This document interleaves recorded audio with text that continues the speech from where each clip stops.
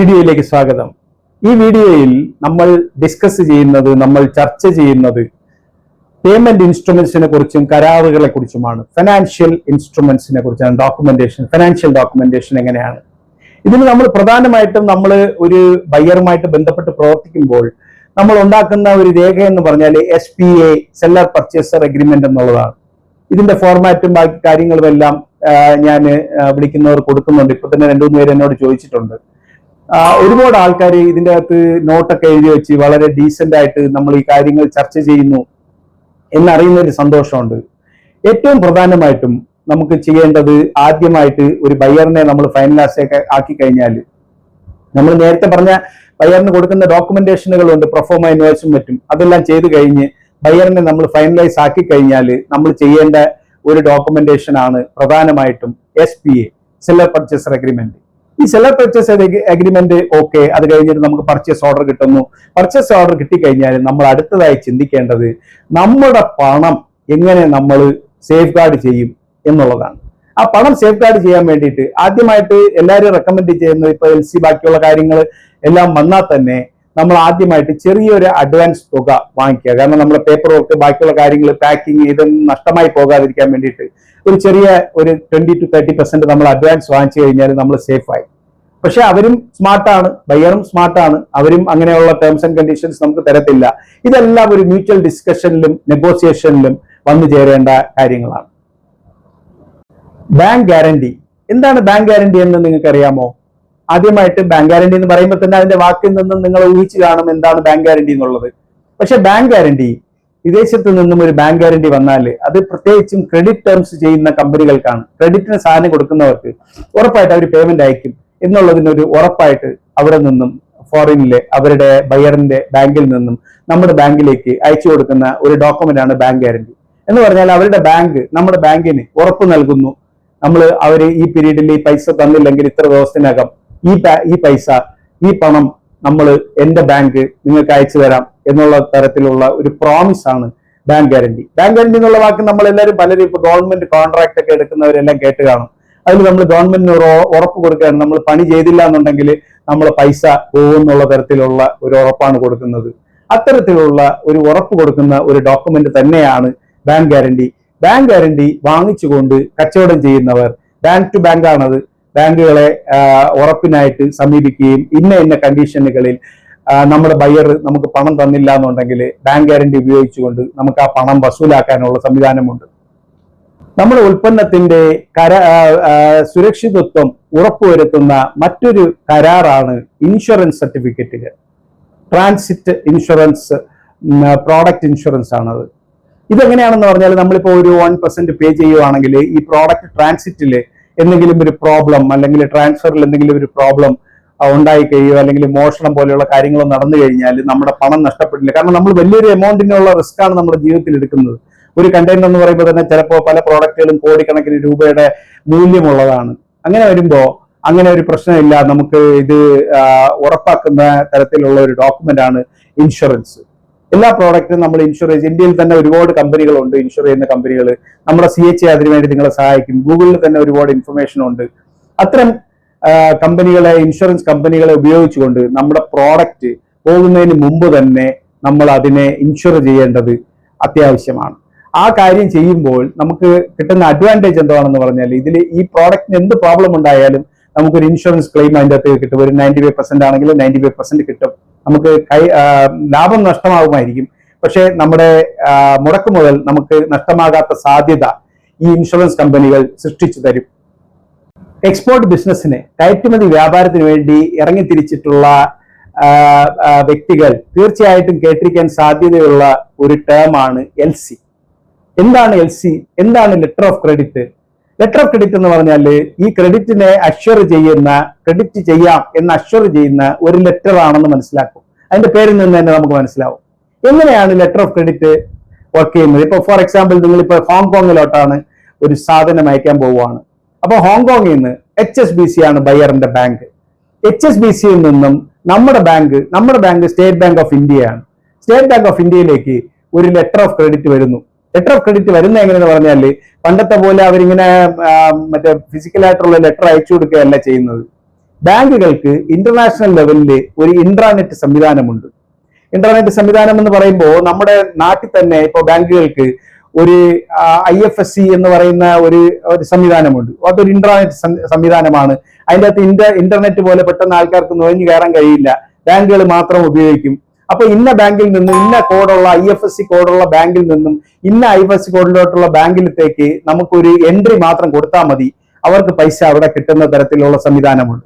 അതുപോലെ തന്നെ ഈ letter of credit draft approve ചെയ്ത ശേഷം ഇതിന്റെ ബോഡി അവര് ലോഡ് ചെയ്യും ഏത് ഇന്റർനെറ്റ് സംവിധാനത്തിൽ. അപ്പൊ ആ മെസ്സേജ് വരുന്നത് നമ്മുടെ സ്റ്റേറ്റ് ബാങ്ക് ഓഫ് ഇന്ത്യയുടെ ഇന്ന സ്വിഫ്റ്റ് കോഡുള്ള ഇന്ന ബ്രാഞ്ചിലേക്കായിരിക്കും. നമ്മുടെ സ്റ്റേറ്റ് ബാങ്ക് ഓഫ് ഇന്ത്യ എന്ന് പറഞ്ഞാൽ നമ്മുടെ ബ്രാഞ്ചിൽ തന്നെ അല്ല, എന്റെ ഓപ്പറേഷൻ ഫോറിൻ എക്സ്ചേഞ്ചിന് വേണ്ടി സെപ്പറേറ്റ് ഡിപ്പാർട്ട്മെന്റ് ഉണ്ട്, അത് നമുക്കറിയാം. അവിടെ ഈ ലെറ്റർ ഓഫ് ക്രെഡിറ്റ് വരും. ലെറ്റർ ഓഫ് ക്രെഡിറ്റ് വന്നു കഴിഞ്ഞാൽ ഇവർ ഇത് കൺഫേം ചെയ്യും, നമ്മുടെ കയ്യിൽ നിന്ന് സൈൻ ചെയ്ത് വാങ്ങിക്കും.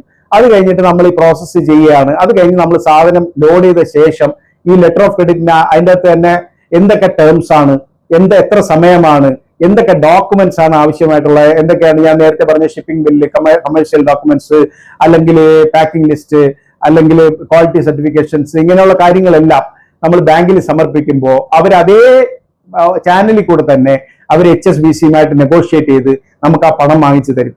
അത് ഒരു ലെറ്റർ ഓഫ് ക്രെഡിറ്റ് എന്ന് പറയുന്നത് നമ്മുടെ ഒരു സേഫ് ആയിട്ടുള്ള പേയ്മെന്റ് ഇൻസ്ട്രുമെന്റ് ആണ്. കാരണം എന്ന് പറഞ്ഞാൽ നമ്മൾ ഇപ്പൊ ഡീൽ ചെയ്യുന്ന ഇപ്പൊ ഹോങ്കോങ്ങിൽ ഇരിക്കുന്ന ബയ്യറും തിരുവനന്തപുരത്ത് ഇരിക്കുന്ന ഞാനും അല്ലെങ്കിൽ കൊച്ചിയിൽ ഇരിക്കുന്ന നിങ്ങളും തമ്മിൽ യാതൊരു തരത്തിലുള്ള നേരിട്ടുള്ള സംവാദവും ഒരു തരത്തിലുള്ള സംസാരവും ഇല്ല. അപ്പൊ നമ്മൾ പറ്റിക്കുമെന്നോ നമ്മൾ സാധനം അയക്കാതിരിക്കുമെന്നോ സാധനം അയച്ചു കഴിഞ്ഞാൽ അവർ പൈസ തരാതിരിക്കുമെന്നൊന്നും നമുക്കൊരു ഉറപ്പുമില്ല. ഈ ഉറപ്പില്ലാത്തത് കൊണ്ട് തന്നെ നമ്മൾ എന്ത് ചെയ്യണം, നമ്മൾ അവരുമായിട്ട് ബന്ധപ്പെട്ട് ഈ തരത്തിലുള്ള ഒരു ലെറ്റർ ഓഫ് ക്രെഡിറ്റ് ഉണ്ടെന്നുണ്ടെങ്കിൽ നമ്മുടെ ഉൽപ്പന്നം നമ്മുടെ കയ്യിൽ സേഫ് ആണ്, നമ്മുടെ വർക്കിംഗ് ക്യാപിറ്റൽ നമ്മുടെ കയ്യിൽ സേഫ് ആണ് എന്നുള്ളത് കൊണ്ട് തന്നെ ഒരു സേഫ് ആയിട്ടുള്ള സേഫ്റ്റി മുന്നിൽ വെക്കുന്ന ഒരു ബാങ്ക് ഇൻസ്ട്രുമെന്റ് ആണ് letter of credit. Letter of credit പലതരത്തിലുണ്ട്. എനിക്കറിയാവുന്ന തന്നെ 19-20 type of letter of credits ഉണ്ട്. പക്ഷെ നമുക്ക് ഇതിൽ പ്രധാനമായിട്ടും ഉള്ള ഓപ്പറേഷനിൽ ഇരിക്കുന്ന പ്രധാനമായിട്ടുള്ള ലെറ്റർ ഓഫ് ക്രെഡിറ്റുകളെ കുറിച്ച് സംസാരിക്കാം. കാരണം ലെറ്റർ ഓഫ് ക്രെഡിറ്റ് ഓരോ ജാതകം പോലെയാണ്. ലെറ്റർ ഓഫ് ക്രെഡിറ്റ് ഓരോന്നും വ്യത്യസ്തമാണ്. ഓരോരുത്തരും ഓരോ ടേംസ് ആണ്, ഓരോ രീതികളാണ്, ഓരോ പ്രോഡക്റ്റിനും ഓരോ രീതിയാണ്, ഓരോ ബയ്യറിനും ഓരോ രീതിയാണ്. അത്തരത്തിൽ ലെറ്റർ ഓഫ് ക്രെഡിറ്റിന് അത്തരത്തിലുള്ള പ്രത്യേകതകൾ ഉള്ളത് കൊണ്ട് തന്നെ നമുക്ക് ലെറ്റർ ഓഫ് ക്രെഡിറ്റിനെ അങ്ങനെ കാണാൻ പറ്റൂ. അതുകൊണ്ട് ലെറ്റർ ഓഫ് ക്രെഡിറ്റ് ഒരു ഉറപ്പാണെന്ന് കരുതിക്കൊണ്ട് നമ്മൾ വിദേശ വ്യാപാരം നടത്താൻ കഴിയും. കുറിച്ച് ഈസി ആയിട്ട് മനസ്സിലാക്കാൻ വേണ്ടിയിട്ട് ഇതിൻ്റെ അകത്ത് ഞാൻ സാനിറ്റൈസ് ചെയ്ത ഒരു LC കാണിക്കുന്നുണ്ട്. ഈ സാനിറ്റൈസ് ചെയ്ത LC എന്ന് പറയുമ്പോൾ ഇതിൻ്റെ അകത്ത് നമ്മുടെ റിസീവറിന്റെ ഡീറ്റെയിൽസ്, ബാങ്ക് അക്കൗണ്ട് ഡീറ്റെയിൽസ്, സെന്ററിന്റെ ഡീറ്റെയിൽസ് ഒക്കെ നമ്മൾ മായ്ച്ചു കളഞ്ഞിരിക്കുകയാണ്. ഈ LCയിൽ നമുക്ക് കാണാം ഇതിന്റെ ഫസ്റ്റ് പാർട്ടിൽ HSBCയുടെ ലോഗോ ഉണ്ട്, ബാക്കിയുള്ള ഡീറ്റെയിൽസ് നമുക്ക് കാണാം. അത് കഴിഞ്ഞിട്ട് താഴെ വരുന്നതെന്ന് പറഞ്ഞാൽ ഈ റിസീവർ ഏത് ബാങ്കിലാണ് റിസീവ് ചെയ്യുന്നതുള്ള. അപ്പോൾ ആക്സിസ് ബാങ്കിന്റെ ഫോറിൻ എക്സ്ചേഞ്ച് ഹാൻഡിൽ ചെയ്യുന്ന സ്ഥലത്തായിരിക്കും ഇത് റിസീവ് ചെയ്യുന്നത്. ഇതിൽ 40A നമുക്ക് കാണാം form of documentary credit irrevocable ആണ്. ഞാൻ നേരത്തെ ഇറവോക്കബിളിനെ കുറിച്ച് പറഞ്ഞിട്ടുണ്ട്. എന്നിട്ട് documentary credit number, date of issue, applicable rules, date and place of expiry, ഇങ്ങനത്തെ കാര്യങ്ങളെല്ലാം ഇതിൻ്റെ അത് കാണിച്ചിട്ടുണ്ട്. ബെനിഫിഷ്യറിയുടെയും സെന്ററിന്റെയും ഡീറ്റെയിൽസ് നമ്മൾ ഇതിൻ്റെ അത് കാണിക്കുന്നില്ല. എമൗണ്ട് ഞാൻ US ഡോളറിലാണ് വരുന്നത് എന്നുള്ളത് കൊണ്ടാണ് US ഡോളറിന്റെ അത് കാണിക്കാൻ വേണ്ടി കാണിക്കുന്നത്. പാർഷ്യൽ ഷിപ്മെന്റ്സ് 43P കാണാം. പാർഷ്യൽ ഷിപ്മെന്റ്സ് ഞാൻ നേരത്തെ സംസാരിച്ചിട്ടുണ്ട്. ഡിവിസിബിൾ പാർഷ്യൽ ഷിപ്മെന്റ്സ് അലൗഡ് അല്ല. ഈ പാർട്ടിൽ തന്നെ നമ്മൾ ഡിവിസിബിളിനെ കുറിച്ച് സംസാരിക്കുന്നുണ്ട്.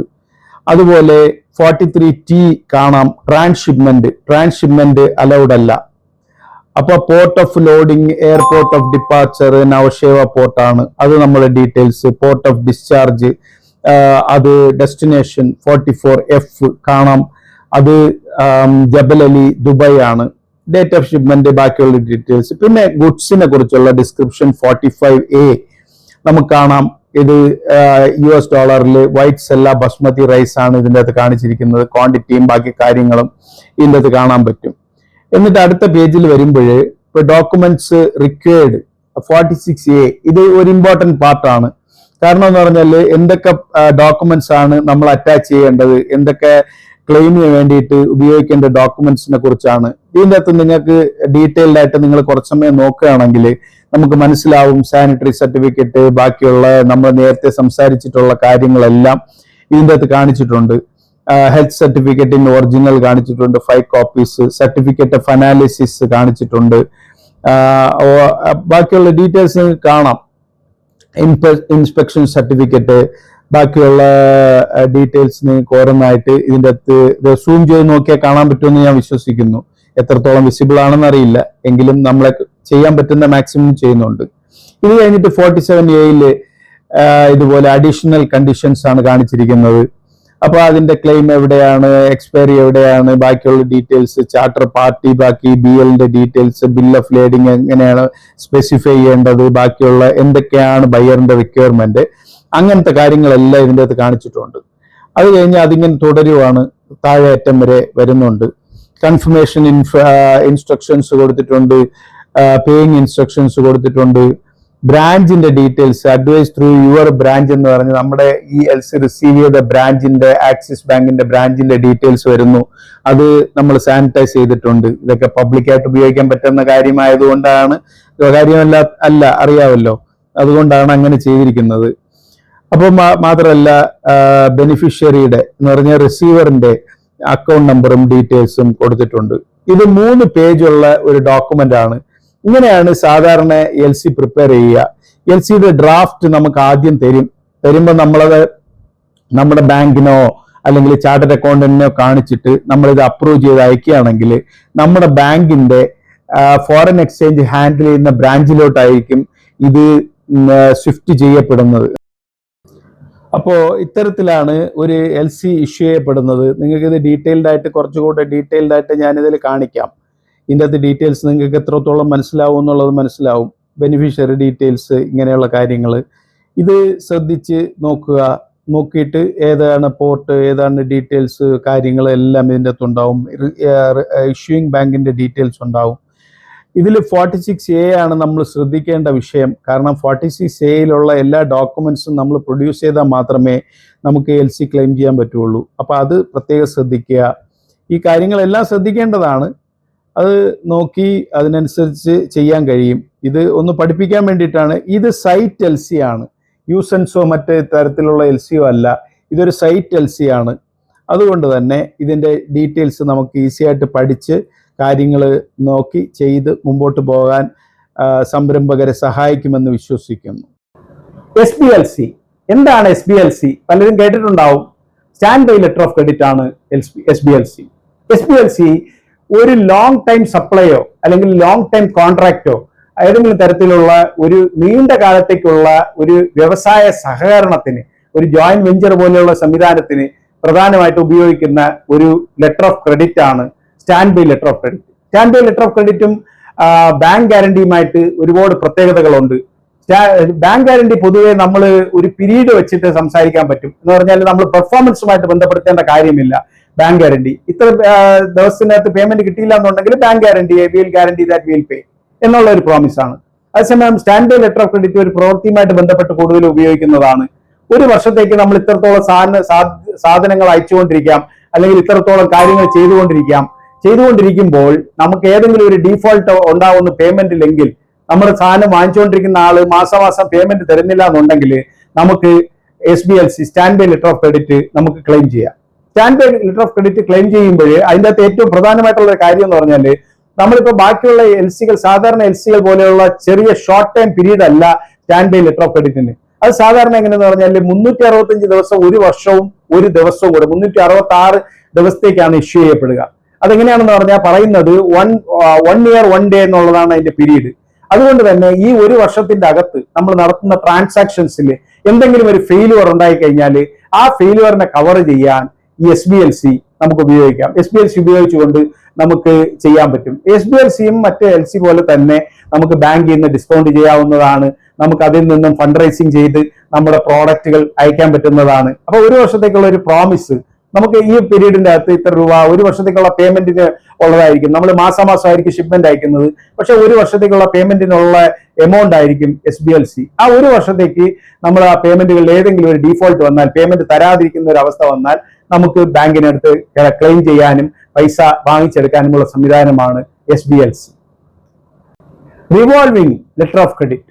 റിവോൾവിംഗ് ലെറ്റർ ഓഫ് ക്രെഡിറ്റ് എങ്ങനെയാണ് സ്റ്റാൻഡ് ബൈ ലെറ്റർ ഓഫ് ക്രെഡിറ്റിൽ നിന്നും വ്യത്യസ്തമാകുന്നതെന്ന് നോക്കാം.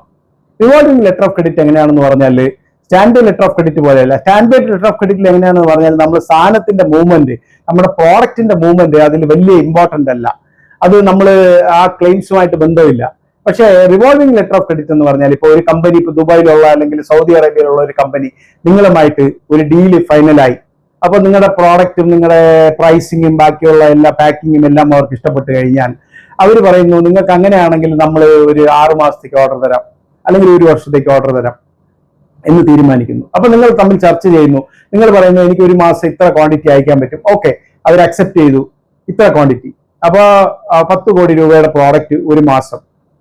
അങ്ങനെ നമ്മൾ 6 മാസത്തേക്ക് 60 കോടി രൂപയുടെ പ്രോഡക്റ്റ് സപ്ലൈ ചെയ്യാമെന്ന് നമ്മൾ SPA എഴുതിയിട്ട് നമ്മൾ ഒരു കോൺട്രാക്ട് അവരുമായിട്ട് ഉണ്ടാക്കി കഴിഞ്ഞാൽ അവർ പറയുന്നു നമ്മൾ റിവോൾവിംഗ് ലെറ്റർ ഓഫ് ക്രെഡിറ്റ് തരാം. റിവോൾവിംഗ് ലെറ്റർ ഓഫ് ക്രെഡിറ്റ് എന്ന് പറഞ്ഞാൽ ഈ ലെറ്റർ ഓഫ് ക്രെഡിറ്റ് ഒരു സപ്ലൈക്ക് വേണ്ടിയിട്ടല്ല. നമ്മൾ ഓരോ മാസവും സപ്ലൈ ചെയ്തിട്ട് നമ്മൾ ഡോക്യുമെന്റ് ലിസ്റ്റ് നമ്മുടെ ബാങ്കിൽ കൊടുക്കുന്നു, അത് നെഗോഷിയേറ്റ് ചെയ്യുന്നു, ക്ലെയിം പ്രൊഡ്യൂസ് ചെയ്യുന്നു, നമ്മുടെ പൈസ വരുന്നു.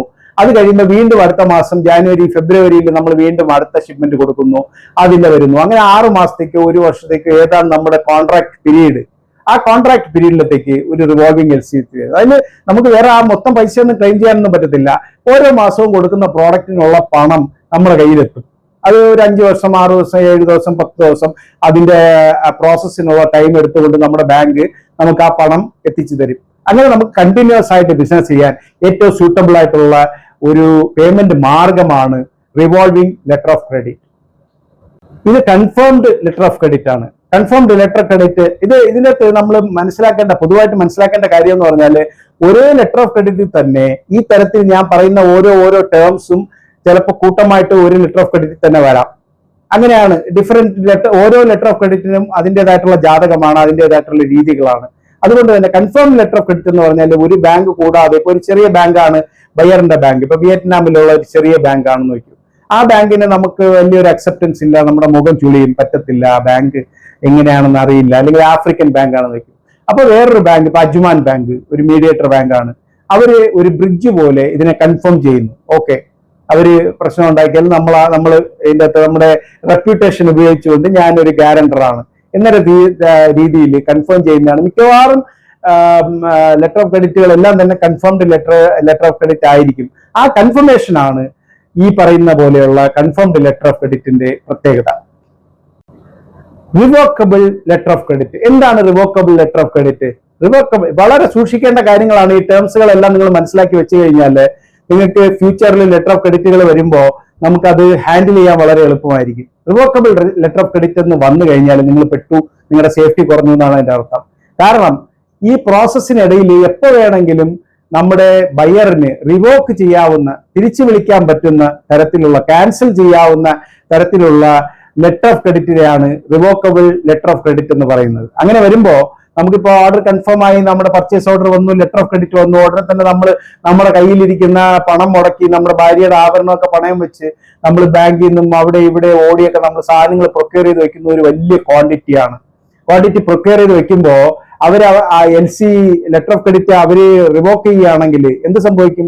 നമ്മൾ ആകെപ്പാടെ പെട്ടുപോകും. കാരണം നമുക്ക് ഇത്രയും പ്രോഡക്റ്റ് നമുക്ക് ലാഭകരമായിട്ട് ലോക്കൽ മാർക്കറ്റിൽ വിറ്റ് തീർക്കാൻ പറ്റത്തില്ല. നമ്മൾ വിൽക്കാൻ പോകുമ്പോൾ നമ്മൾ സിസ്റ്റത്തിന്റെ അകത്ത് ഇല്ലാതെ നമ്മൾ ഒരു പുതിയ പ്രോഡക്റ്റുമായിട്ട് നമ്മൾ വിൽക്കാൻ വേണ്ടിയിട്ട് മാർക്കറ്റിൽ പോകുമ്പോൾ നമ്മുടെ ഇന്ന് വളരെ കുറഞ്ഞ പ്രൈസ് ആയിരിക്കും എക്സ്പെക്ട് ചെയ്യുന്നത്. അത്തരത്തിൽ വലിയ ഹ്യൂജ് ലോസ് ഉണ്ടാവും. അതുകൊണ്ട് തന്നെ ഒഴിവാക്കേണ്ട ഒരു തരം ലെറ്റർ ഓഫ് ക്രെഡിറ്റ് ആണ് റിവോക്കബിൾ ലെറ്റർ ഓഫ് ക്രെഡിറ്റ്. അത് വളരെ സൂക്ഷിച്ച് കൈകാര്യം ചെയ്യണം. ഇതെല്ലാം എക്സ്പെർട്സുമായിട്ട് സംസാരിച്ചിട്ട് വേണം കൈകാര്യം ചെയ്യാൻ. Irrevocable letter of credit. നമ്മളിപ്പോ റിവോക്കബിൾ ലെറ്റർ ഓഫ് ക്രെഡിറ്റിനെ കുറിച്ച് സംസാരിച്ചു, ഒഴിവാക്കേണ്ട സാധനമാണെന്ന് എടുത്തു പറഞ്ഞു. അതുപോലെ തന്നെ നമ്മൾ ഏറ്റവും പ്രധാനമായിട്ടും നമ്മൾ വേണം എന്ന് പറയേണ്ട ഒരു ടേം ആണ് ഇറവോക്കബിൾ. ഒരിക്കലും തിരിച്ചു വിളിക്കാനോ അല്ലെങ്കിൽ ക്യാൻസൽ ചെയ്യപ്പെടാനോ സാധ്യതയില്ലാത്ത ഒരു type of letter of credit ആണ് ഇറവോക്കബിൾ ലെറ്റർ ഓഫ് ക്രെഡിറ്റ്. അതിൽ പിടിക്കുക, അതിന് പ്രാധാന്യം കൊടുക്കുക. തീർച്ചയായിട്ടും നമുക്ക് നമ്മുടെ പണത്തിന് ഒരു സേഫ്റ്റി ഉണ്ടാക്കുന്ന ഒരു ലെറ്റർ ഓഫ് ക്രെഡിറ്റ് ആണ് irrevocable letter of credit. Transferable letter of credit. Transferable letter of ക്രെഡിറ്റിനെ കുറിച്ച് നമ്മൾ കേട്ട് കാണും ചിലപ്പോൾ. എങ്ങനെയാണെന്ന് പറഞ്ഞാൽ, ഒരു ബയർ നമുക്കൊരു ലെറ്റർ ഓഫ് ക്രെഡിറ്റ് തരുന്നു, LC തരുന്നു. ആ LC നമ്മുടെ കയ്യിൽ വരുമ്പോൾ നമ്മുടെ കയ്യിൽ ഈ LC ഉപയോഗിച്ചുകൊണ്ടുള്ള സാധനം അയക്കാൻ വേണ്ടിയിട്ടുള്ള പണം, വർക്കിംഗ് ക്യാപിറ്റൽ നമ്മുടെ കയ്യിലില്ല. നമ്മൾ ചെറിയ ഒരു ട്രേഡറാണ്, ഒരു സ്മോൾ ടൈം എക്സ്പോർട്ടർ ആണെന്ന് വയ്ക്കും, നമ്മുടെ കയ്യിൽ പൈസ ഇല്ല. അപ്പൊ നമ്മൾ പറയുന്നു ട്രാൻസ്ഫറബിൾ LC തരാൻ വേണ്ടിയിട്ട് ആവശ്യപ്പെടുന്നു. നമ്മൾ ആദ്യം പോയി ഇരുന്ന് സംസാരിക്കുന്നു, നമ്മുടെ മാനുഫാക്ചറുമായിട്ടും ഫാക്ടറി ഓണറുമായിട്ടും ഇരുന്ന് സംസാരിച്ചിട്ട് അദ്ദേഹത്തിന്റെ പേരിൽ, അവരുടെ കമ്പനിയുടെ പേരിൽ നമ്മൾ ഈ LC ട്രാൻസ്ഫർ ചെയ്ത് കൊടുക്കുന്നു. LC ട്രാൻസ്ഫർ ചെയ്ത് കൊടുക്കുമ്പോൾ അദ്ദേഹം അതിനാവശ്യമായിട്ടുള്ള പ്രോഡക്റ്റുകളൊക്കെ തയ്യാറാക്കി എക്സ്പോർട്ട് ചെയ്തിട്ട് അവിടെ ക്ലെയിം കൊടുക്കും, നെഗോഷിയേറ്റ് ചെയ്യും, അയാളുടെ ബാങ്കിൽ നെഗോഷിയേറ്റ് ചെയ്യും. അങ്ങനെ നെഗോഷിയേറ്റ് ചെയ്യുമ്പോൾ നമ്മുടെ മാർജിൻ വെച്ചിട്ടാണ് നമ്മൾ പുള്ളിക്ക് ട്രാൻസ്ഫർ ചെയ്ത് കൊടുത്തത്. നമ്മുടെ മാർജിൻ ഇവിടെ നമ്മുടെ ബാങ്കിൽ തന്നെ സൂക്ഷിച്ചിട്ട് അത് കഴിഞ്ഞിട്ടുള്ള എമൗണ്ട് ആണ് കൊടുത്തത്. ക്ലെയിം നടക്കുമ്പോഴത്തേക്കും നെഗോസിയേഷനിൽ നമ്മുടെ ബാങ്ക് ത്രൂ ആണ് പുള്ളിയുടെ ബാങ്കിലോട്ട് പോകുന്നത് എന്നുകൊണ്ട് തന്നെ നമ്മുടെ ബാങ്കിൽ നമ്മുടെ പൈസ, നമ്മുടെ പ്രോഫിറ്റ് നമ്മുടെ കയ്യിൽ വരും. ഇത് പുതിയ ട്രേഡേഴ്സിനൊക്കെ വളരെ ഉപകാരപ്രദമാണ്. വലിയ പണമില്ലാതെ ചെയ്യാൻ പറ്റുന്ന ഒരു സംവിധാനമാണ് ട്രാൻസ്ഫറബിൾ LC. ഈസി ആയിട്ട് നമുക്ക് ഫണ്ട് റൈസ് ചെയ്യാനുള്ള ഒരു സംവിധാനം കൂടെയാണ് ട്രാൻസ്ഫറബിൾ LC. മിക്കവാറും ബയേഴ്സ് തരാൻ മടിക്കും, കാരണം നമ്മൾ വീക്ക് ആയിട്ടുള്ള ഒരു പോയിന്റിലാണെന്ന് അവർ കരുതും. അത് നെഗോഷിയേറ്റ് ചെയ്യുക. ട്രാൻസ്ഫറബിൾ LC വാങ്ങിക്കുകയാണെങ്കിൽ നിങ്ങൾക്ക് കുറച്ചുകൂടെ സേഫ് ആയിട്ട് ബിസിനസ് ചെയ്യാൻ പറ്റും, പ്രത്യേകിച്ചും ട്രേഡേഴ്സിന്. എന്താണ് back to back LC? Back to back LC എന്ന് പറഞ്ഞാൽ മീഡിയേറ്റർമാർക്കുള്ള ഒരു സംവിധാനമാണ്. ഒരു സപ്ലയറിൽ നിന്നും ഒരു സാധനം വാങ്ങി വേറൊരു കസ്റ്റമറിന്, വേറൊരു ബയറിന് മറിച്ചു കൊടുക്കുമ്പോൾ ഈ back to back LC open ചെയ്യുന്നത് ബയറിന് വേണ്ടിയിട്ട് ഒരു LC, സപ്ലയറിന് വേണ്ടിയിട്ട് ഒരു LC എന്നുള്ള രീതിയിലാണ് ഓപ്പറേറ്റ് ചെയ്യുന്നത്. അത് വളരെ രസകരമായിട്ടുള്ള ഒരു ഓപ്പറേഷനാണ്. നമുക്ക് പണം നേരത്തെ കിട്ടാനും ഒക്കെയുള്ള സംവിധാനങ്ങൾ അതിൻ്റെ അകത്തുണ്ട്. ബാക്ക് ടു ബാക്ക് LC എങ്ങനെയാണെന്ന് പറഞ്ഞാൽ, നമ്മൾ അഷ്വറൻസ്, രണ്ട് സൈഡിൽ നിന്നും അഷ്വറൻസ് വാങ്ങിക്കുന്ന തരത്തിലുള്ള ഒരു LC ആണ് back to back LC. Back to back LCയെ കുറിച്ച് ഡീറ്റെയിൽഡ് ആയിട്ട് പിന്നീട് ഒരു ക്ലാസ് എടുക്കാവുന്നതാണ്. ഡിവിസിബിൾ LC എന്താണ്? ഡിവിസിബിൾ ലെറ്റർ ഓഫ് ക്രെഡിറ്റ് എന്ന് പറഞ്ഞ് ഉദ്ദേശിക്കുന്നതെന്ന് അറിയാമോ? ഡിവിസിബിൾ LC എന്ന് പറഞ്ഞാൽ അത് നമ്മുടെ പ്രോഡക്റ്റിന്റെ ക്വാണ്ടിറ്റിയെ ഡിവിസിബിൾ ആയിട്ട് ചെറുതായിട്ട് തിരിക്കാനുള്ള ഒരു LC ആണ്. മനസ്സിലായില്ല എന്ന് തോന്നുന്നു. ശരി, ഇപ്പൊ ഞാൻ പറയാം. ഒരു 500 ടണ്ണ് നെല്ലിന്റെ പാലക്കാടൻ മട്ടയുടെ ഓർഡർ എനിക്ക് കിട്ടുവാണെന്ന് വിചാരിക്കും. അപ്പോൾ നമ്മൾ അവരുമായിട്ട് നെഗോഷിയേറ്റ് ചെയ്യാണ്, LC തരുന്നു. അപ്പൊ ഞാൻ ബയറിനോട് പറയുന്നു 500 ടണ്ണിന്റെ പാലക്കാടൻ മട്ട എനിക്ക് ഒറ്റയടിക്ക് സപ്ലൈ ചെയ്യാൻ പറ്റത്തില്ല, എന്റെ കപ്പാസിറ്റി വളരെ മോശമാണ്, എത്ര സപ്ലൈ ചെയ്യാൻ പറ്റും? ഓക്കെ, എനിക്ക് മാക്സിമം 50-100 ടണ്ണ് സപ്ലൈ ചെയ്യാൻ പറ്റുള്ളൂ, അത്രയുള്ള കപ്പാസിറ്റി എനിക്കുള്ളൂ. അങ്ങനെ പറയുമ്പോൾ ബയറുമായിട്ട് ഒരു എഗ്രിമെന്റിൽ എത്തിക്കൊണ്ട് ബയർ ഒരു LC ഓപ്പൺ ചെയ്യും, ഡിവിസിബിൾ LC. ഡിവിസിബിൾ ആക്കുന്നത് എന്തുവാണെന്ന് പറഞ്ഞാല്, ഇപ്പൊ അദ്ദേഹത്തിനെ സംബന്ധിച്ച് 500 ടണ്ണിനുള്ള LC ഓപ്പൺ ചെയ്താലും 100 ടണ്ണിനുള്ള LC ഓപ്പൺ ചെയ്താലും ചെലവ് ഒന്ന് തന്നെയാണ്. അപ്പൊ ആ ചെലവ് നിയന്ത്രിക്കാൻ വേണ്ടിയിട്ട് പീരീഡ് കുറച്ച് കൂടുതൽ പീരീഡ് വെച്ചുകൊണ്ട് ഈ LCയെ ചെറിയ പോർഷൻസ് ആയിട്ട് 100-50 ടണ്ണുകളായിട്ട് മാറ്റിയിട്ട് നമുക്ക് ഓരോ പാർട്ടും നമുക്ക് ക്ലെയിം ചെയ്യാം. അത് ഡിവിസിബിൾ ആണ്. ഡിവിസിബിൾ പോസിബിൾ എന്നുള്ള രീതിയിൽ അലൗഡ് എന്ന് പറഞ്ഞു വരും. ഡിവിസിബിൾ അലൗഡ് എന്ന് പറയുമ്പോൾ അതിൽ നമുക്ക് ഡിവിസിബിൾ എങ്ങനെയാണ് ഉപയോഗിക്കാൻ പറ്റുന്നത്, കുറച്ചായിട്ട് സാധനം അയക്കാൻ പറ്റുന്നത് എന്നുള്ളത് ചെയ്യാൻ പറ്റും. അപ്പൊ ഡിവിസിബിൾ LC ഉപയോഗിച്ചുകൊണ്ട് നമ്മൾ ട്രേഡ് ചെയ്യുമ്പോൾ ഒരു വലിയ കാലത്തേക്കുള്ള ഒരു അഷ്വറൻസ് നമുക്ക് കിട്ടും. നമുക്ക് ഒരു ഇത്രയും ക്വാണ്ടിറ്റി നമുക്ക് അയക്കാൻ പറ്റും. കുറച്ചായിട്ട് നമ്മൾ അയച്ചു കൊടുത്താൽ മതി, പക്ഷെ വലിയൊരു ക്വാണ്ടിറ്റി അയക്കാൻ പറ്റും. അങ്ങനെയുള്ള സാധ്യതകൾ ഉണ്ടാക്കുന്ന ഒരു LC ആണ് ഡിവിസിബിൾ LC. ഡിവിസിബിൾ എന്ന് പറയുന്ന ടേംസ് ഇപ്പൊ നിങ്ങൾ LCയുടെ ഒരു രൂപം എങ്ങനെയാണ് LC എന്നുള്ളത് ഞാനിവിടെ കാണിക്കുന്നുണ്ട്. അപ്പോ അതിൽ നമുക്ക് മനസ്സിലാവും ഇത് ഈ നമ്പേഴ്സ് ഇട്ടിട്ട് ഓരോ ക്ലോസസ് ഇങ്ങനെ നിരത്തി കൊടുത്തിരിക്കുകയാണ്. അത് നമ്മളൊരു ടെക്നിക്കൽ ആയിട്ടുള്ള കാര്യമാണ്. അപ്പൊ അതിന്റെ അകത്ത് നോക്കുമ്പോൾ ഇപ്പോൾ 46, 40 അങ്ങനെ പല നമ്പറുകളുണ്ട്. ഈ നമ്പറുകൾ നോക്കുമ്പോൾ നമുക്ക് മനസ്സിലാവും ഇന്ന നമ്പറിൽ ഡിവിസിബിൾ ആണ് അല്ലെങ്കിൽ ട്രാൻസ്ഫറബിൾ ആണ് എന്ന് മനസ്സിലാവും. അപ്പൊ ഡിവിസിബിൾ ആയിട്ടുള്ള കാര്യം എന്ന് പറഞ്ഞാൽ ഡിവിസിബിൾ ആയിട്ടുള്ള ചെറിയ ഷിപ്മെന്റ്സ് ആയിട്ട് ഒരു വലിയ ക്വാണ്ടിറ്റി അയക്കുന്നതിനെയാണ് ഡിവിസിബിൾ LC എന്ന് പറയുന്നത്. സൈറ്റ് LC അല്ലെങ്കിൽ LC at sight, letter of credit at sight, പ്രധാനമായിട്ടുള്ള ഒരു ടേം ആണ് സൈറ്റ് LC. സൈറ്റ് LC എങ്ങനെയാന്ന് പറഞ്ഞാൽ, സൈറ്റ് LC എന്ന് പറഞ്ഞ് ഉദ്ദേശിക്കുന്നത് തന്നെ നിങ്ങൾ ഡോക്യുമെന്റ് കൊടുക്കുകയാണെങ്കിൽ immediately negotiation, immediately claim, immediately നമുക്ക് ക്ലെയിം ചെയ്യാൻ പറ്റും എന്നുള്ളതാണ് സൈറ്റ് LC. അപ്പൊ സൈറ്റ് LC എന്ന് പറഞ്ഞാൽ ഇപ്പൊ നമ്മൾ ഒരു പ്രോഡക്റ്റ് വേണ്ടിയിട്ട്, ഇപ്പൊ ഞാൻ നേരത്തെ പറഞ്ഞ ഉദാഹരണം തന്നെ എടുത്താൽ 100 ടണ്ണ് അരിക്ക് വേണ്ടിയിട്ടുള്ള ഓർഡർ ആണ് നമ്മൾ കൊടുക്കുന്നതെങ്കിൽ ഈ 100 ടൺ അയച്ചു കഴിഞ്ഞാൽ ഉടനെ തന്നെ ഡോക്യുമെന്റ്സ് എല്ലാം റെഡിയാക്കി കൊണ്ടുപോയി ബാങ്കിൽ കൊടുത്തു കഴിഞ്ഞാൽ ഇമ്മീഡിയറ്റ് പണം, വേറെ അതിൻ്റെ അകത്ത് ഒരു ടെൻഷൻ ഇല്ല എന്നുള്ളതാണ്. അതാണ് sight L C. Sight L C ആണ് പ്രധാനമായിട്ടും മിക്കവാറും എക്സ്പോർട്ടേഴ്സ് എക്സ്പെക്ട് ചെയ്യുന്ന അല്ലെങ്കിൽ അവർ കിട്ടാൻ ആഗ്രഹിക്കുന്നത് സൈറ്റ് എൽ സി ആണ്. Time letter of credit. എന്താണ് ടൈം ലെറ്റർ ഓഫ് ക്രെഡിറ്റ്? അതിന്റെ വേറൊരു പേരാണ് യൂസൻസ് ലെറ്റർ ഓഫ് ക്രെഡിറ്റ്. എന്താണ് യൂസൻസ് ലെറ്റർ ഓഫ് ക്രെഡിറ്റ് എന്ന് പറഞ്ഞാൽ, അത് നമ്മൾ മാർക്കറ്റിൽ, വിദേശ മാർക്കറ്റിൽ കടം കൊടുക്കുന്നതിന് വേണ്ടിയിട്ടുള്ള ഒരു ഉപാധിയാണ്. മിക്കവാറും അത് നമുക്ക് റെക്കമെൻഡ് ചെയ്യാൻ പറ്റത്തില്ല. കാരണം ഏറ്റവും പ്രധാനമായിട്ട് നമ്മൾ വിചാരിക്കുമ്പോൾ ഇപ്പോൾ നമ്മൾ എക്സ്പോർട്ട് മാർക്കറ്റിൽ ഉള്ള പ്രൈസസ് ഇന്ത്യൻ മാർക്കറ്റിലുള്ള പ്രൈസസിനെക്കാട്ടിലും ചിലപ്പോൾ കുറവായിരിക്കും, മാർജിൻ വളരെ കുറവായിരിക്കും. അപ്പൊ നമ്മൾ വർക്ക് ചെയ്യുന്നതെന്ന് പറഞ്ഞാൽ ക്വാണ്ടിറ്റി ഉണ്ട്, ക്വാണ്ടിറ്റിയിൽ നമുക്ക് പ്രോഫിറ്റ് കിട്ടും എന്നുള്ളതാണ് എക്സ്പോർട്ടിൽ നിന്നുള്ള ലാഭം. അപ്പൊ യൂസൻസ് ചെയ്യുകയാണെങ്കിൽ നമുക്ക് അതിൽ നമുക്ക് വലിയൊരു, കാരണം ഇൻട്രസ്റ്റ് ഉണ്ടല്ലോ, നമ്മുടെ ഇൻവെസ്റ്റ്മെന്റിന്, നമ്മുടെ വർക്കിംഗ് ക്യാപിറ്റലിന് ഒരു കോസ്റ്റ് ഉണ്ടല്ലോ, ആ കോസ്റ്റ് നമുക്ക് റിയലൈസ് ചെയ്യാൻ പറ്റാതെ വരും എന്നുള്ളത് കൊണ്ട് അത് നിരുത്സാഹപ്പെടുത്തുന്ന ഒരു എൽ സി ആണ് യൂസൻസ് എൽ സി. പക്ഷേ എന്താണ് യൂസൻസ് എൽ സി എന്ന് ഞാൻ പറയാം. യൂസൻസ് എൽ സി എങ്ങനെയാണെന്ന് പറഞ്ഞാൽ, നമ്മൾ പ്രോഡക്റ്റ് അയച്ച് നമ്മുടെ ഡോക്യുമെന്റ് നമ്മുടെ ബാങ്കിൽ കൊടുത്ത ശേഷം ഇത്ര ദിവസത്തേക്ക് ക്രെഡിറ്റ്, ബാങ്കിൽ കൊടുത്തതിൽ നിന്നും 90 ദിവസം കഴിഞ്ഞ് പേയ്മെന്റ് എന്നുള്ള കണക്കിലുള്ള ഒരു ലെറ്റർ ഓഫ് ക്രെഡിറ്റ് ആണ് യൂസൻസ് letter of credit. യൂസൻസ് letter of credit വാങ്ങിച്ചു കഴിഞ്ഞാൽ നമ്മൾ സാധനം പ്രൊക്യൂർ ചെയ്തു, നമ്മുടെ പണം ഇൻവെസ്റ്റ് ചെയ്തു. 100 ടണ്ണിന് നമ്മൾ ശരി ഒരു 1 കോടി 2 കോടി രൂപയാണെന്ന് വെക്കും. 2 കോടി രൂപ നമ്മൾ ഇൻവെസ്റ്റ് ചെയ്ത് കഴിഞ്ഞിട്ട് ഈ ഡോക്യുമെന്റ് എല്ലാം കൊണ്ടുവന്ന് നമ്മൾ ബാങ്കിൽ കൊടുത്തു കഴിഞ്ഞാൽ ഈ പണം നമ്മുടെ ബാങ്ക് വഴി നമുക്ക് കിട്ടുന്നത് ഈ പറഞ്ഞ 60 ദിവസമോ 90 ദിവസമോ യൂസൻസ് കഴിഞ്ഞിട്ടാണ്. യൂസൻസ് എൽ സി ഒരു കുറച്ച് റിസ്ക് ഉള്ള ഒരു ക്രെഡിറ്റ് പീരീഡ് ഉള്ള ഒരു എൽ സി ആണ്. അത് ഏറ്റവും പ്രധാനം ഈ പലിശ ഫാക്ടറാണ്, നമുക്ക് പലിശ നഷ്ടപ്പെടും എന്നുള്ള ഫാക്ടറാണ്. അതുകൊണ്ട് തന്നെ യൂസൻസ് എൽ സി കുറച്ച് അത്ര ഒരു റെക്കമെൻഡഡ് എൽ സി അല്ല. ഇത് കൂടാതെ പലതരത്തിലുള്ള എൽ സികളുണ്ട്. അത് ഓരോ എൽ സിക്കും ഈ പറഞ്ഞ ടേംസിന്റെ അകത്ത് നിന്നുകൊണ്ട് തന്നെ നമ്മൾ അങ്ങോട്ടും ഇങ്ങോട്ടും എൽ സികളെ മാറ്റിയെടുത്ത് നമുക്ക് ഉപയോഗിക്കാം. പലതരത്തിലുള്ള ടേംസ് ആൻഡ് കണ്ടീഷൻസ് വയ്ക്കാം. ഇതെല്ലാം ഒരു ടൈലർ മെയ്ഡ് പോലെയുള്ള സംവിധാനങ്ങളാണ്.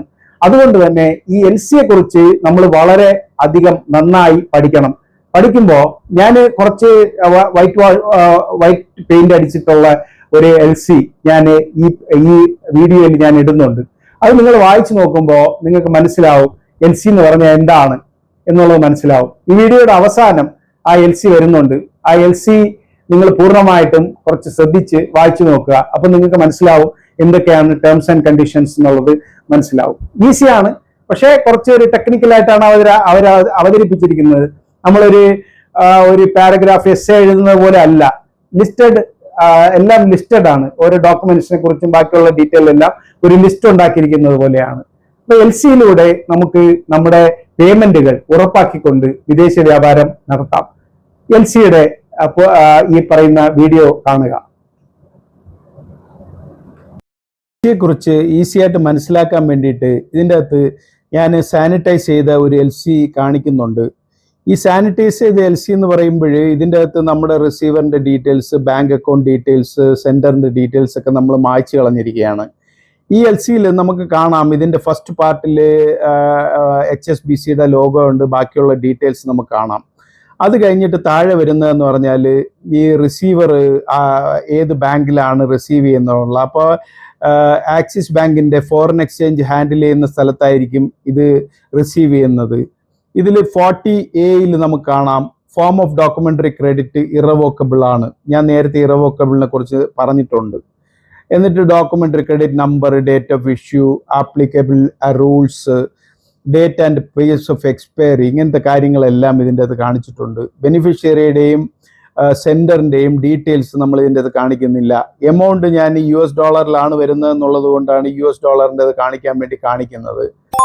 പാർഷ്യൽ ഷിപ്മെൻറ്റ്സ് 43P കാണാം. പാർഷ്യൽ ഷിപ്മെൻറ്റ്സ് ഞാൻ നേരത്തെ സംസാരിച്ചിട്ടുണ്ട്. ഡിവിസിബിൾ പാർഷ്യൽ ഷിപ്മെൻറ്റ്സ് അലൗഡ് അല്ല. ഈ പാർട്ടിൽ തന്നെ നമ്മൾ ഡിവിസിബിളിനെ കുറിച്ച് സംസാരിക്കുന്നുണ്ട്. അതുപോലെ 43T കാണാം. ട്രാൻസ്ഷിപ്മെന്റ് അലൗഡ് അല്ല. അപ്പോൾ port of loading, airport of departure Nhava Sheva പോർട്ടാണ്, അത് നമ്മളെ ഡീറ്റെയിൽസ്. പോർട്ട് ഓഫ് ഡിസ്ചാർജ് അത് ഡെസ്റ്റിനേഷൻ 44F കാണാം, അത് ജബൽ അലി ദുബായ് ആണ്. ഡേറ്റ് ഓഫ് ഷിപ്മെന്റ്, ബാക്കിയുള്ള ഡീറ്റെയിൽസ്. പിന്നെ ഗുഡ്സിനെ കുറിച്ചുള്ള ഡിസ്ക്രിപ്ഷൻ 45A നമുക്ക് കാണാം. ഇത് $, വൈറ്റ് സെല്ല ബസ്മതി റൈസ് ആണ് ഇതിൻ്റെ അകത്ത് കാണിച്ചിരിക്കുന്നത്. ക്വാണ്ടിറ്റിയും ബാക്കി കാര്യങ്ങളും ഇതിൻ്റെ അകത്ത് കാണാൻ പറ്റും. എന്നിട്ട് അടുത്ത പേജിൽ വരുമ്പോൾ ഇപ്പോൾ ഡോക്യുമെന്റ്സ് റിക്വയർഡ് 46A, ഇത് ഒരു ഇമ്പോർട്ടൻറ്റ് പാർട്ടാണ്. കാരണം എന്ന് പറഞ്ഞാൽ എന്തൊക്കെ ഡോക്യുമെന്റ്സ് ആണ് നമ്മൾ അറ്റാച്ച് ചെയ്യേണ്ടത്, എന്തൊക്കെ ക്ലെയിമിന് വേണ്ടിയിട്ട് ഉപയോഗിക്കേണ്ട ഡോക്യുമെന്റ്സിനെ കുറിച്ചാണ്. ഇതിൻ്റെ അകത്ത് നിങ്ങൾക്ക് ഡീറ്റെയിൽഡ് ആയിട്ട് നിങ്ങൾ കുറച്ച് സമയം നോക്കുകയാണെങ്കിൽ നമുക്ക് മനസ്സിലാവും. സാനിറ്ററി സർട്ടിഫിക്കറ്റ്, ബാക്കിയുള്ള നമ്മൾ നേരത്തെ സംസാരിച്ചിട്ടുള്ള കാര്യങ്ങളെല്ലാം ഇതിൻ്റെ അകത്ത് കാണിച്ചിട്ടുണ്ട്. ഹെൽത്ത് സർട്ടിഫിക്കറ്റിൻ്റെ ഒറിജിനൽ കാണിച്ചിട്ടുണ്ട്, 5 കോപ്പീസ്. സർട്ടിഫിക്കറ്റ് ഓഫ് അനാലിസിസ് കാണിച്ചിട്ടുണ്ട്. ബാക്കിയുള്ള ഡീറ്റെയിൽസ് കാണാം. ഇൻസ്പെക്ഷൻ സർട്ടിഫിക്കറ്റ്, ബാക്കിയുള്ള ഡീറ്റെയിൽസ് നിങ്ങൾക്ക് ഓരോന്നായിട്ട് ഇതിൻ്റെ അകത്ത് ഇത് സൂം ചെയ്ത് നോക്കിയാൽ കാണാൻ പറ്റുമെന്ന് ഞാൻ വിശ്വസിക്കുന്നു. എത്രത്തോളം വിസിബിൾ ആണെന്ന് അറിയില്ല, എങ്കിലും നമ്മളെ ചെയ്യാൻ പറ്റുന്ന മാക്സിമം ചെയ്യുന്നുണ്ട്. ഇത് കഴിഞ്ഞിട്ട് 47A ഇതുപോലെ അഡീഷണൽ കണ്ടീഷൻസ് ആണ് കാണിച്ചിരിക്കുന്നത്. അപ്പോൾ അതിൻ്റെ ക്ലെയിം എവിടെയാണ്, എക്സ്പയറി എവിടെയാണ്, ബാക്കിയുള്ള ഡീറ്റെയിൽസ്, ചാർട്ടർ പാർട്ടി, ബാക്കി BLൻ്റെ ഡീറ്റെയിൽസ്, ബിൽ ഓഫ് ലേഡിങ് എങ്ങനെയാണ് സ്പെസിഫൈ ചെയ്യേണ്ടത്, ബാക്കിയുള്ള എന്തൊക്കെയാണ് ബയ്യറിൻ്റെ റിക്വയർമെൻറ്റ്, അങ്ങനത്തെ കാര്യങ്ങളെല്ലാം ഇതിൻ്റെ അകത്ത് കാണിച്ചിട്ടുണ്ട്. അത് കഴിഞ്ഞ് അതിങ്ങനെ തുടരുവാണ്, താഴെ അറ്റം വരെ വരുന്നുണ്ട്. കൺഫർമേഷൻ ഇൻസ്ട്രക്ഷൻസ് കൊടുത്തിട്ടുണ്ട്, പേയിങ് ഇൻസ്ട്രക്ഷൻസ് കൊടുത്തിട്ടുണ്ട്. ബ്രാഞ്ചിൻ്റെ details, advise through your branch എന്ന് പറഞ്ഞ് നമ്മുടെ ഈ LC റിസീവ് ചെയ്ത ബ്രാഞ്ചിൻ്റെ, ആക്സിസ് ബാങ്കിൻ്റെ ബ്രാഞ്ചിൻ്റെ ഡീറ്റെയിൽസ് വരുന്നു. അത് നമ്മൾ സാനിറ്റൈസ് ചെയ്തിട്ടുണ്ട്. ഇതൊക്കെ പബ്ലിക്കായിട്ട് ഉപയോഗിക്കാൻ പറ്റുന്ന കാര്യമായതുകൊണ്ടാണ്, കാര്യമല്ല അറിയാമല്ലോ, അതുകൊണ്ടാണ് അങ്ങനെ ചെയ്തിരിക്കുന്നത്. അപ്പോൾ മാത്രമല്ല ബെനിഫിഷ്യറിയുടെ എന്ന് പറഞ്ഞാൽ റിസീവറിൻ്റെ അക്കൗണ്ട് നമ്പറും ഡീറ്റെയിൽസും കൊടുത്തിട്ടുണ്ട്. ഇത് 3 പേജുള്ള ഒരു ഡോക്യുമെൻ്റ് ആണ്. ഇങ്ങനെയാണ് സാധാരണ LC പ്രിപ്പയർ ചെയ്യുക. LCയുടെ ഡ്രാഫ്റ്റ് നമുക്ക് ആദ്യം തരുമ്പോൾ നമ്മളത് നമ്മുടെ ബാങ്കിനോ അല്ലെങ്കിൽ ചാർട്ടേഡ് അക്കൗണ്ടന്റിനോ കാണിച്ചിട്ട് നമ്മളിത് അപ്രൂവ് ചെയ്ത് അയക്കുകയാണെങ്കിൽ നമ്മുടെ ബാങ്കിൻ്റെ ഫോറിൻ എക്സ്ചേഞ്ച് ഹാൻഡിൽ ചെയ്യുന്ന ബ്രാഞ്ചിലോട്ടായിരിക്കും ഇത് സ്വിഫ്റ്റ് ചെയ്യപ്പെടുന്നത്. എന്ന് പറഞ്ഞാൽ അവർ ട്രാൻസ്ഫർ ചെയ്യുന്നത്. അപ്പോൾ അങ്ങനെയാണ് ഇതിൻ്റെ അപ്പോൾ ഇത്തരത്തിലാണ് ഒരു LC ഇഷ്യൂ ചെയ്യപ്പെടുന്നത്. നിങ്ങൾക്കിത് ഡീറ്റെയിൽഡ് ആയിട്ട്, കുറച്ചുകൂടെ ഡീറ്റെയിൽഡ് ആയിട്ട് ഞാനിതിൽ കാണിക്കാം. ഇതിൻ്റെ അകത്ത് ഡീറ്റെയിൽസ് നിങ്ങൾക്ക് എത്രത്തോളം മനസ്സിലാവും എന്നുള്ളത് മനസ്സിലാവും. ബെനിഫിഷ്യറി ഡീറ്റെയിൽസ്, ഇങ്ങനെയുള്ള കാര്യങ്ങൾ ഇത് ശ്രദ്ധിച്ച് നോക്കുക. നോക്കിയിട്ട് ഏതാണ് പോർട്ട്, ഏതാണ് ഡീറ്റെയിൽസ്, കാര്യങ്ങളെല്ലാം ഇതിൻ്റെ അകത്തുണ്ടാവും. ഇഷ്യൂയിങ് ബാങ്കിൻ്റെ ഡീറ്റെയിൽസ് ഉണ്ടാവും. ഇതിൽ 46A ആണ് നമ്മൾ ശ്രദ്ധിക്കേണ്ട വിഷയം. കാരണം 46Aയിലുള്ള എല്ലാ ഡോക്യുമെൻറ്റ്സും നമ്മൾ പ്രൊഡ്യൂസ് ചെയ്താൽ മാത്രമേ നമുക്ക് LC ക്ലെയിം ചെയ്യാൻ പറ്റുള്ളൂ. അപ്പോൾ അത് പ്രത്യേകം ശ്രദ്ധിക്കുക. ഈ കാര്യങ്ങളെല്ലാം ശ്രദ്ധിക്കേണ്ടതാണ്. അത് നോക്കി അതിനനുസരിച്ച് ചെയ്യാൻ കഴിയും. ഇത് ഒന്ന് പഠിപ്പിക്കാൻ വേണ്ടിയിട്ടാണ്. ഇത് സൈറ്റ് LC ആണ്, യൂസൻസോ മറ്റ് തരത്തിലുള്ള LCയോ അല്ല. ഇതൊരു സൈറ്റ് LC ആണ്. അതുകൊണ്ട് തന്നെ ഇതിൻ്റെ ഡീറ്റെയിൽസ് നമുക്ക് ഈസി ആയിട്ട് പഠിച്ച് കാര്യങ്ങൾ നോക്കി ചെയ്ത് മുമ്പോട്ട് പോകാൻ സംരംഭകരെ സഹായിക്കുമെന്ന് വിശ്വസിക്കുന്നു.